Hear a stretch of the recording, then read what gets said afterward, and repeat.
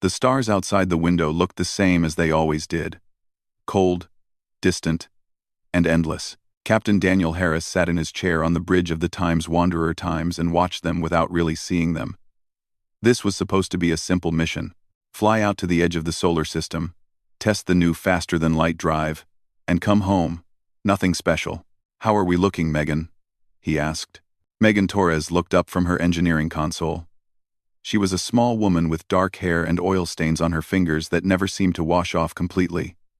"The drive is charged and ready, Captain. But I still think we should run more simulations first." "We've run 100 simulations," said Kevin Burke, from the communications station. He was young, maybe 25, with red hair and a face full of freckles. "At some point, we have to actually try the thing." "Easy for you to say," Megan muttered. "You're not the one who has to fix it if something goes wrong." Amy Lawson, the pilot, turned around in her seat and grinned. She was tall and athletic, with short blonde hair, and the kind of calm confidence that came from years of flying dangerous missions. "Relax, Megan. What's the worst that could happen?" "We could explode," Megan said flatly. Besides that, Daniel smiled despite himself. His crew was small, just the 4 of them. But they were good people. He trusted them with his life. "All right. Let's get this done. Amy, take us to the jump point. Megan, keep an eye on that drive. Kevin, record everything. If this works, the folks back home will want to see it." The Times Wanderer Times was not a large ship.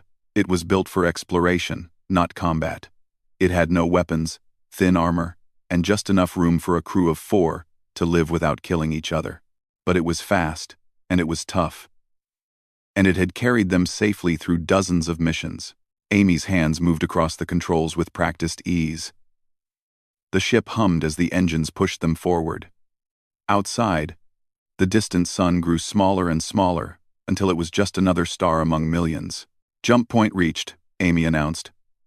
"Ready when you are, Captain." Daniel took a deep breath. This was it. If the drive worked, humanity would take its first real step into the galaxy. If it didn't, well, at least it would be quick. "Activate the drive," he said. Megan pressed the button. For a moment, nothing happened. Then the universe folded in on itself. Daniel had heard people describe faster-than-light travel in many ways. Some said it felt like falling. Others said it felt like being stretched thin across infinity. For Daniel, it felt like being turned inside out and put back together wrong. Colors that shouldn't exist flashed before his eyes. Sounds that had no source filled his ears. And then, just as suddenly as it began, it stopped. The stars outside the window were different now. What just happened?" Kevin asked. His voice was shaky. Megan was staring at her console with wide eyes. "We moved. We actually moved. But this isn't right. We were supposed to jump half a light year. According to these readings, we jumped." "Oh no. How far?" Daniel asked. "Far," Megan whispered. "Very, very far." Amy was the first to see them. "Captain, you need to look at this." Cruised. Daniel turned to the main view screen, and his heart stopped. Ships. Thousands of them. Tens of thousands. They filled the space ahead like a swarm of metal insects. Some were small, barely larger than the Times Wanderer asterisk. Others were massive, stretching for miles, bristling with weapons and covered in strange symbols. They moved together in perfect formation. A fleet so vast it blocked out the stars behind it. Are those alien ships?" Kevin asked. His voice was barely a whisper. "I think so," Daniel said. He was surprised by how calm he sounded. Inside, his mind was racing, but his voice stayed steady. That was the trick to command. Never let them see you panic. The communications console lit up with incoming signals. Strange sounds filled the bridge. Clicks and hisses and frequencies that human ears were never meant to hear. "They're trying to talk to us," Kevin said. "I'm running it through the translator. But it's going to take time. We might not have time, Amy said. She pointed at the screen.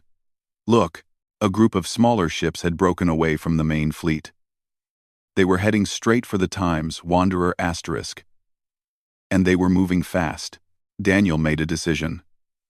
Kevin, open a channel.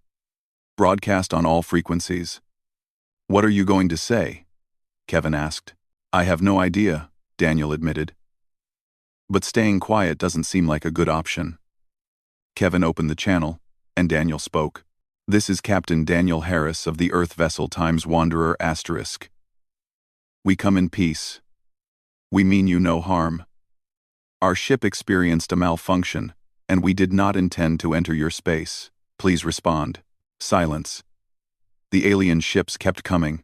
Then, finally, a voice came through the speakers. It was cold and mechanical, clearly translated by some kind of computer. Unknown vessel. You have entered the territory of the Velthari Dominion. You will power down your engines and prepare to be boarded. Resistance will result in immediate destruction.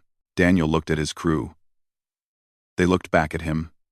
There was fear in their eyes, but there was something else too. Trust.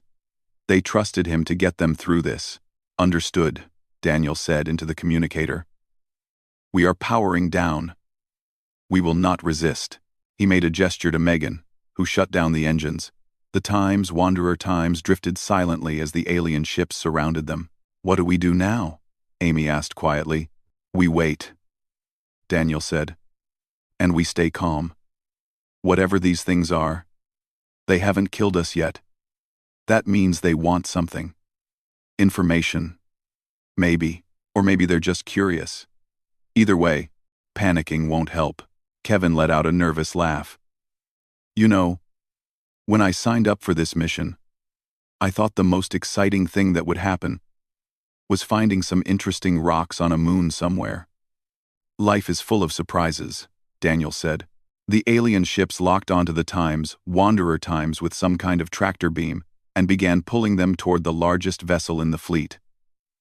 It was enormous, a ship so big it could have swallowed a small city.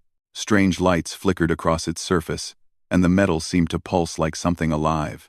Daniel watched it approach and felt a strange sense of calm settle over him.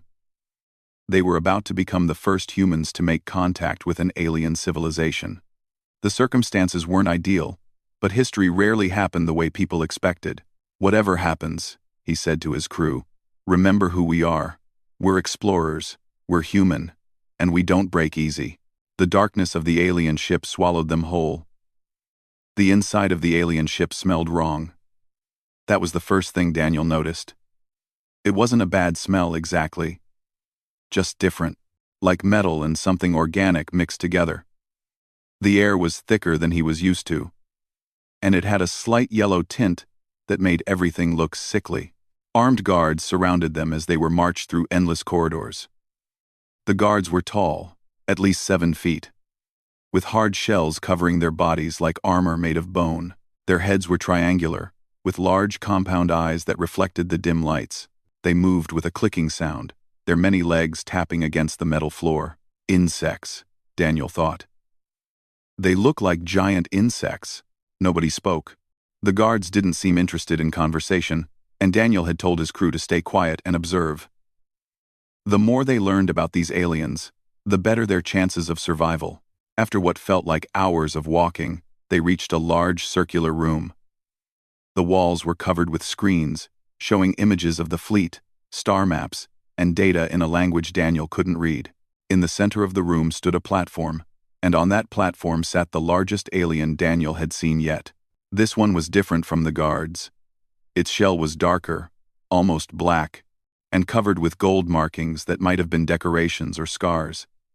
It wore a flowing robe that seemed to be made of living material, shifting and changing color as it moved, its eyes fixed on the humans with cold intelligence. I am High Commander Zethrix of the Velthari Dominion, the alien said. Its voice came through a translator device around its neck. You have entered our space without permission. You will explain yourselves. We're gonna pontet. Daniel stepped forward. His crew stayed behind him. I am Captain Daniel Harris. We are explorers from a planet called Earth. Our ship experienced a malfunction during a test flight. We did not mean to enter your territory. It was an accident. Zethryx made a sound that might have been laughter. An accident. You expect me to believe that a primitive vessel accidentally traveled across half the galaxy and appeared directly in the path of the Grand Armada? I know it sounds unlikely, Daniel said. But it's the truth. The truth, Zethryx repeated. Let us discuss the truth, human. Where is your fleet? How many ships does your species command? What weapons do you possess? We don't have a fleet, Daniel said honestly. The Times, Wanderer Times, is an exploration vessel. We're scientists, not soldiers. And as for weapons, we have none. Our ship isn't armed. Zethryx leaned forward, its compound eyes studying Daniel like a specimen under a microscope. You lie. No species survives in this galaxy without military strength.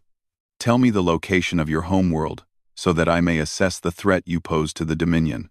Earth is our home, Daniel said. I'll give you the coordinates if you want them. But I'm telling you the truth. We didn't know other intelligent life existed until we met you. We're alone. We've always been alone. A murmur went through the other aliens in the room. Zethryx silenced them with a gesture. Impossible, Zethryx said. The galaxy is full of species. Wars have been fought for millions of years. The Dominion has conquered thousands of worlds. You cannot tell me that your species remained hidden all this time. We weren't hidden, Megan spoke up. We just hadn't left yet. We only developed faster than light travel recently. Today was supposed to be our first real test. Zethryx stared at her. Your first test? Yes. And you ended up here? Like I said, Daniel added, it was a malfunction. For a long moment, Zethryx said nothing. Then it gestured to one of the guards. Scan them. I want to know everything about their biology. A guard approached with a device that looked like a metal wand. It passed the device over each human, and data appeared on the screens around the room. The aliens studied the information with growing interest. Fascinating, Zethryx said slowly. Your species is remarkably durable, high bone density, efficient healing capabilities, resistance to temperature extremes, radiation, and disease. Your endurance levels are. It paused. Unusual. We evolved on a harsh world, Amy said. Predators, extreme weather, diseases. We had to be tough to survive. A death world, one of the other aliens whispered. They come from a death world. Daniel didn't know what that meant, but the reaction it caused was interesting. Several of the aliens took a step back, as if the humans had suddenly become more dangerous. Zethryx seemed less impressed. Durability means nothing against superior firepower. You are 4 individuals on a broken ship. You pose no threat to the Dominion. We're not trying to threaten anyone, Daniel said. We just want to go home. Home, Zethryx repeated. Perhaps. But first, I must be certain you are telling the truth. Guards, take the one with red hair. We will see how honest these humans truly are. 2 guards grabbed Kevin and dragged him forward. He struggled, but their grip was like steel. Wait, Daniel said, stepping toward them. He doesn't know anything I haven't already told you. I'm the captain. If you want to question someone, question me. Zethryx made that laughing sound again. How noble. But I find that pain applied to friends often loosens tongues more effectively than pain applied to oneself. One of the guards struck Kevin across the face. The blow was hard enough to split his lip and send blood spattering across the floor. Kevin staggered but didn't fall. He straightened up, wiped the blood from his chin, and looked directly at the guard who had hit him. That's it? He said. That's the best you've got? The room went silent. Kevin grinned, his teeth stained red. I've taken harder hits in bar fights back home. You want to try again? Or are we done here? The guard looked at Zethryx, clearly uncertain. It had expected the human to scream, to beg, to cower. Instead, the creature was mocking it. Daniel felt a surge of pride. That was Kevin. That was humanity. Knock them down, and they got back up. hurt them, and they smiled through the pain. It wasn't bravery exactly, it was something deeper. Something built into their bones across millions of years of evolution. Zethryx studied Kevin with new interest. Curious. Most species would be begging for mercy by now. We're not most species, Daniel said quietly. No, Zethryx agreed. Perhaps you are not. It waved a hand, and the guards released Kevin. Take them to the holding cells. I must consider what to do with them. These humans are more interesting than I expected. As they were led away, Daniel caught Megan's eye. She looked scared, but she also looked determined. They all did. They were far from home, prisoners of an alien empire, surrounded by thousands of enemy ships. The situation was bad, but they were still alive, still together, and still fighting. For now, that was enough. 3 days passed in the holding cell. The room was small and cold, with walls that seemed to absorb light. They were given food that tasted like wet cardboard and water that had a metallic edge. Nobody complained. They had survived worse. On the 4th day, the guards came. The High Commander has made a decision, one of them announced. You will be tested in the Crucible. If you survive, you may yet prove useful to the Dominion. If you die, then you were never worth keeping alive. What's the Crucible? Amy asked. The guard made a clicking sound that might have been amusement. You will see. They were taken through more corridors, deeper into the massive ship. Daniel could hear something in the distance. A roaring sound that grew louder with every step. It sounded like a crowd, thousands of voices, all shouting at once. The corridor ended at a massive gate. Beyond it, Daniel could see sand and bright lights and towering walls that stretched up toward a domed ceiling. Stands filled with Velthari surrounded the arena, their compound eyes glittering as they watched. An arena, Kevin said. They're putting us in a gladiator arena. Looks that way, Daniel agreed. I really hate aliens, Megan muttered. The gate opened, and they were pushed inside. The sand was hot beneath their feet, and the lights were blinding after days in the dark cell. The crowd roared at the sight of them. A wave of sound that seemed to shake the air itself. On a raised platform at the far end of the arena, Daniel could see Zethryx watching with obvious interest. Beside the High Commander sat other Velthari wearing elaborate robes, clearly nobles or officials of some kind. They looked down at the humans like they were watching insects in a jar. A booming voice filled the arena. Citizens of the Dominion, today we test the newcomers. These creatures call themselves humans. They claim to come from a death world at the edge of the galaxy. Let us see if they are worthy of the Dominion's attention. A gate on the opposite side of the arena began to open. What's coming out of there? Amy asked, dropping into a ready stance. Nothing good, Daniel said. Stay together. Watch each other's backs. We've trained for survival situations before. Not like this, Kevin said. Doesn't matter. The principles are the same. Work as a team. Don't panic. Look for weaknesses. The gate finished opening, and their opponent stepped out. It was massive, easily 8 feet tall and almost as wide. Its body was covered in thick scales that looked like they could stop bullets. 4 arms ending in clawed hands hung at its sides, and its face was a nightmare of teeth and small, angry eyes. It moved slowly, deliberately, like something that had never needed to rush because nothing had ever escaped it. One creature, Megan said. 4 of us. That's not so bad, right? The creature roared, and the sound was so loud it made Daniel's ears ring. I'm going to say that's bad, Kevin replied. The creature charged. It was fast. Much faster than something that big should have been. It crossed half the arena in seconds. Claws raised to tear them apart. Scatter! Daniel shouted. They dove in different directions.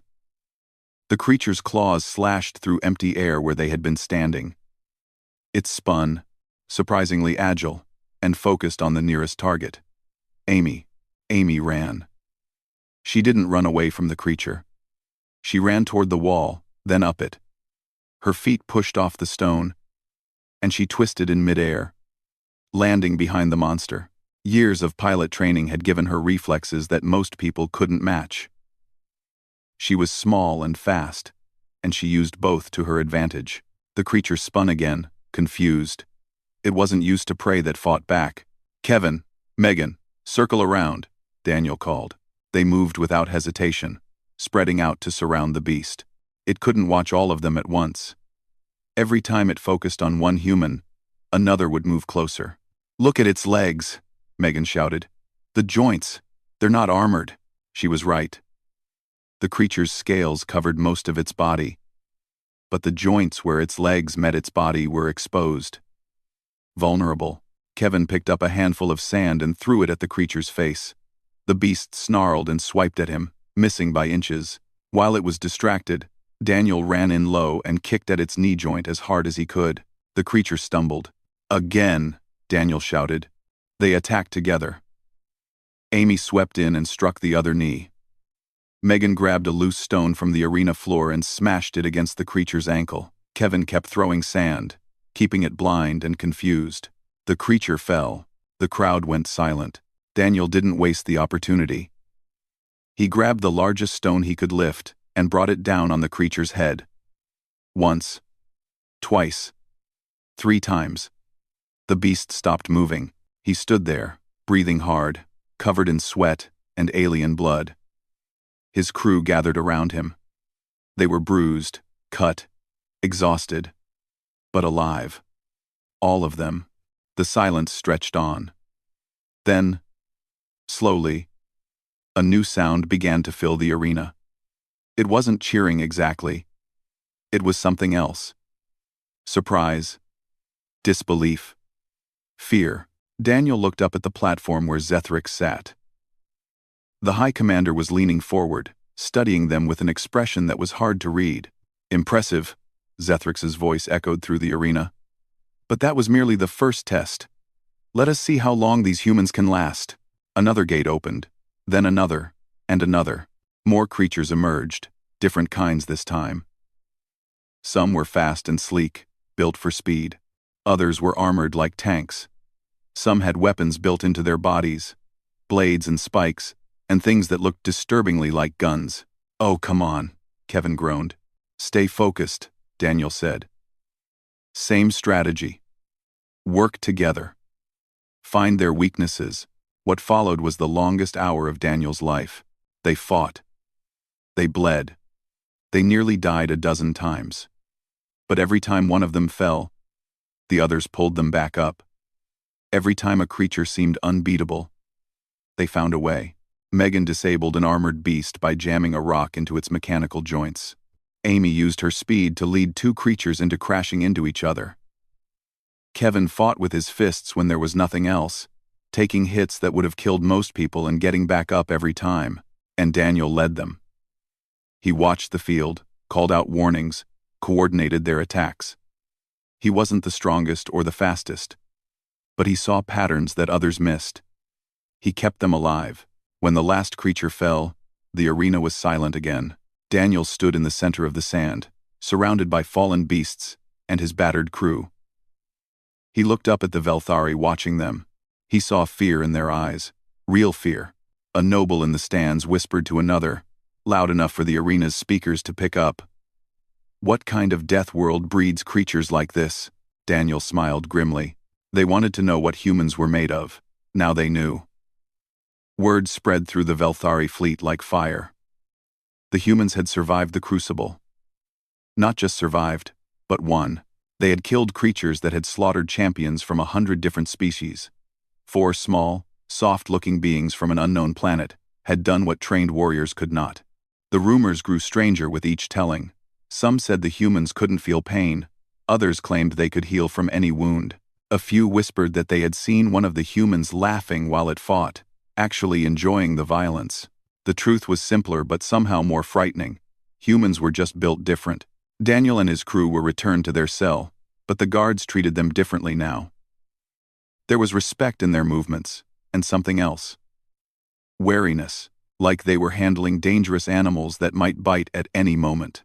"What happens now?" Amy asked, pressing a torn piece of her sleeve against a cut on her arm. "I don't know," Daniel admitted. "But we're still alive. That's more than I expected." Kevin was lying on the floor, staring at the ceiling. His face was swollen from the fight, and he had at least 2 cracked ribs, but he was smiling. "Did you see their faces? When that last thing went down? They looked like they'd seen ghosts." "We need to find a way to contact Earth," Megan said. She was pacing back and forth, her engineer's mind working on the problem. "They need to know what's out here. If this fleet is heading toward human space, our ship," Daniel said suddenly. "They captured the Times Wanderer asterisk. It might still have power. If we could get to it." "The communications array," Megan finished. "We could send a message. It would take time to reach Earth, but eventually." "One problem," Amy pointed out. "We're locked in a cell on an alien ship, surrounded by thousands of guards." "Details," Kevin said, still smiling. They didn't have to wait long for an opportunity. The next day, guards came to escort them to Zethrix. But this time, they passed through a section of the ship where Daniel could see their vessel through a window. The Times Wanderer Times was docked in a hangar bay, small and fragile-looking among the alien ships, but intact. Daniel caught Megan's eye and nodded slightly. She understood. Zethrix received them in the same circular room as before, but the High Commander's attitude had changed. There was curiosity in those compound eyes now. Respect. Even. "You fought well," Zethrix said. "Better than any new species I have observed in centuries. The Dominion values strength. Perhaps there is a place for your kind in our empire. As soldiers, as warriors, you would be given status, resources, purpose. You want us to fight for you," Daniel said. "I am offering you a future. The alternative is less pleasant." Daniel pretended to consider this. Meanwhile, Megan was studying the room, memorizing the layout, the guard positions, the doors. "Can I see our ship?" Daniel asked. "I need to think about your offer. Being near something familiar would help me decide." Zethrix seemed amused by this. "Sentimental creatures. Very well. Guards. Take them to the hangar. Let them see their primitive vessel one last time, but watch them carefully." The guards led them through the corridors. When they reached the hangar, Daniel's heart lifted at the sight of the Times Wanderer asterisk. It looked undamaged. The aliens had probably been too busy studying it to take it apart. "Can we go inside?" Daniel asked the guards. "Just for a moment." The guards exchanged looks. They were clearly uncertain, but the humans had been compliant so far. One of them made a clicking sound and gestured toward the ship. "Quickly! We are watching." They entered the Times Wanderer asterisk. The familiar smell of recycled air and old coffee filled Daniel's nose. For a moment, it almost felt like home. "Megan, how fast can you get the communications array working?" he whispered. 5 minutes, maybe less if the power cells aren't drained." "Do it. The rest of us will keep the guards distracted."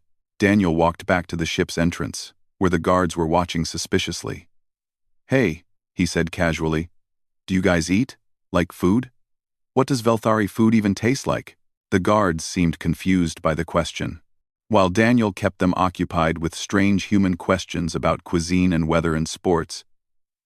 Megan worked furiously at the communications console. Kevin helped by accidentally knocking things over, creating noise that covered the sound of Megan's typing. Amy stood watch at the door, ready to signal if anyone else approached.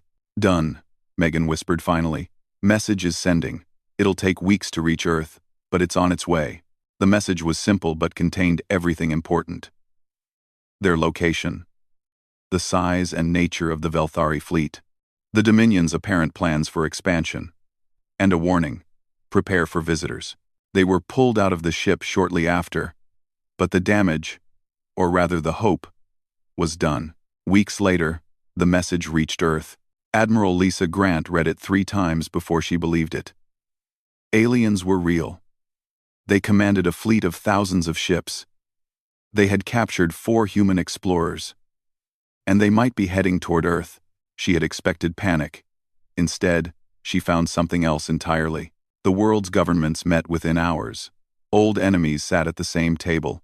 Differences that had seemed so important yesterday suddenly didn't matter at all. There was no debate about whether to respond. The only question was how fast they could move. Factories that had been building cars started building weapons. Scientists who had been researching medicine started researching defense systems. Ordinary people volunteered by the millions, not because they were ordered to, but because they wanted to help. Admiral Grant stood before a camera and addressed the planet. Her voice was calm and steady, the voice of someone who had already accepted what was coming and decided to face it head-on. We received a message from our people. They're alive. And they're fighting. They told us to prepare. So that's what we're going to do. Some of you are scared. That's natural. The universe just got a lot bigger and a lot more dangerous. But let me tell you something about humanity. We've faced extinction before. Ice ages, plagues, wars. Every time, they said we wouldn't make it. Every time. We proved them wrong. We're still here. We adapt. We survive. We overcome. These aliens think they know what we're capable of. They have no idea. So here's what we're going to do. We're going to build. We're going to train. We're going to prepare.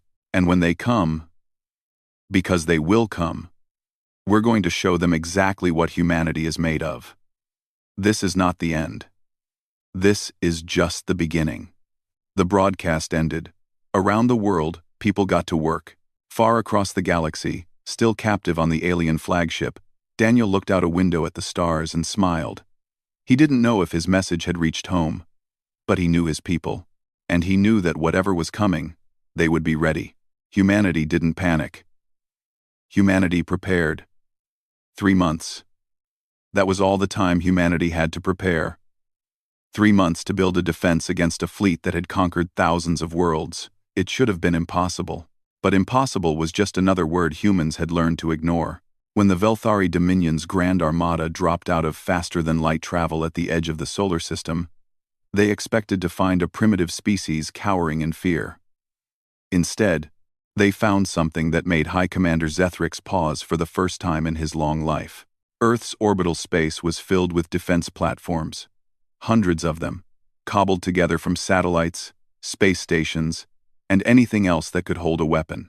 The planet's moon had been turned into a fortress, its surface bristling with missile batteries and energy cannons.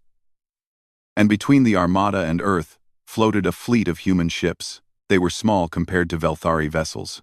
They were crude, clearly built in a hurry, but there were thousands of them, and they showed no signs of retreating. Impossible, Zethryx whispered, staring at the tactical display. They had mere weeks. How did they build all of this? One of his officers answered nervously.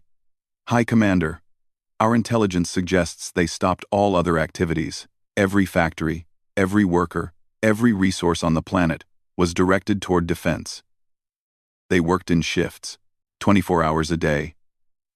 They did not sleep. They did not rest. They just built. Zethryx felt something he hadn't experienced in centuries. Uncertainty.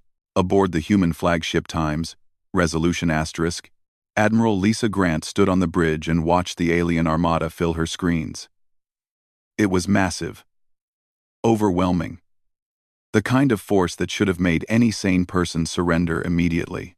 She smiled. Open a channel to the alien commander, she ordered. The face of Zethryx appeared on her screen moments later. The alien studied her with obvious interest. You are the leader of this defense force? I am Admiral Lisa Grant. You have 4 of my people. I want them back. Zethryx made that clicking sound that passed for laughter. You are in no position to make demands, human. Your fleet is impressive for such a young species, but it cannot stand against the Dominion. Surrender now, and we may show mercy. Here's my counteroffer, Grant said calmly. Return our people. Turn your fleet around. Leave our system and never come back. This is your only warning. The alien's eyes narrowed. You dare threaten the Dominion? I'm not threatening. I'm informing. You can leave peacefully, or you can learn what happens when you back humanity into a corner. Your choice. Zethryx cut the communication and gave the order to attack. 100 ships broke away from the main fleet and accelerated toward the human defense line. It was a test. A probe to measure the enemy's strength before committing the full armada. They never made it. The first wave of Velthari ships ran into a wall of missiles, each one carrying a nuclear warhead. The explosions lit up space like a second sun. The ships that survived the missiles were met by human fighters, small and agile, piloted by men and women who flew like they had nothing to lose. One Velthari captain reported back before his ship was destroyed. "They're insane. They fly directly at us. They don't care if they survive." He was half right. Human pilots did fly with reckless aggression. But they weren't trying to die. They pushed their ships to the absolute limit, ejecting at the last possible second, trusting their friends to pick them up before starting the fight again. It was chaotic. It was unpredictable. And it was devastatingly effective. Within an hour, the entire first wave was gone. Zethric stared at the tactical display in disbelief. 100 ships. 100 veteran crews, wiped out by a species that hadn't known aliens existed 3 months ago. "Send in the main fleet," he ordered. "All of it. Crush them." The full might of the Velthari Dominion descended on the solar system. What followed was the bloodiest battle in human history. The defense platforms fired until their weapons melted. The moon fortress held the line until it was reduced to rubble. Ship after ship was destroyed, their crews fighting until the very end. But for every human ship that fell, 3 Velthari vessels went with it. Boarding parties became the Dominion's nightmare. Human marines stormed alien ships with weapons in bare hands, fighting in corridors and engine rooms with a ferocity that the Velthari had never encountered. The aliens were stronger, more heavily armed, but the humans simply wouldn't stop. Cut off a human's arm, and they would keep fighting with the other. Wound them badly enough to kill any other species. And they would drag themselves forward to take one more enemy with them. "What are these creatures?" One Velthari soldier screamed into his communicator before the line went dead. The answer was simple. They were human. On the flagship, Daniel and his crew had been watching the battle through a window in their cell. When the explosions started getting closer, they knew their people had come for them. The rescue team arrived an hour later. A squad of Earth Marines who had fought their way through half the ship to reach them. Their leader, a young woman with blood on her face and fire in her eyes, kicked down the cell door and grinned. "Captain Harris, I'm Sergeant Katie Webb. We're here to take you home." "Best words I've heard in months," Daniel said. They fought their way back to the shuttle. Along the way, Daniel saw the damage humanity had done. Corridors filled with fallen Velthari. Systems sparking and burning. The once mighty flagship was dying. As they lifted off, Daniel looked back at the Velthari fleet. It was retreating. For the first time in its long history, the Dominion was running away. Admiral Grant's voice came through the shuttle's speakers. "Daniel, it's good to hear your voice. Welcome back." "Thank you, Admiral. I see you got my message. Loud and clear. We've been busy." Daniel laughed. A real laugh for the first time in months. "I can see that. The battle wasn't over. The war, if you could call it that, was just beginning. But humanity had done the impossible. They had stood against an empire that had never known defeat. And they had held the line. In the days that followed, reports came in from across the galaxy. Other species, long conquered by the Dominion, had heard about what happened. They had heard about the humans, about the Deathworlders who refused to surrender, about the small, fragile-looking creatures who had beaten back the most powerful fleet in known space. Messages began arriving at Earth. Transmissions from worlds humanity had never heard of, sent by species humanity had never seen. They all said the same thing. "We heard about you. We want to know if the stories are true. And we want to know if you'll help us fight." Daniel stood on the bridge of the Times Resolution Asterisk, looking out at the stars. His crew stood beside him. They were home. They were safe. And the universe would never be the same. "What do we do now?" Amy asked. Daniel smiled. "Same thing we've always done. We explore. We survive. We help those who need it." "And if more enemies come?" Kevin asked. "Then we face them," Daniel said simply. "Together." That's what humans do. Out among the stars, word was spreading. A new power had risen, A species that came from a harsh world and refused to break. A species that faced impossible odds, with stubborn defiance, and somehow won. The galaxy had underestimated humanity. It wouldn't make that mistake again.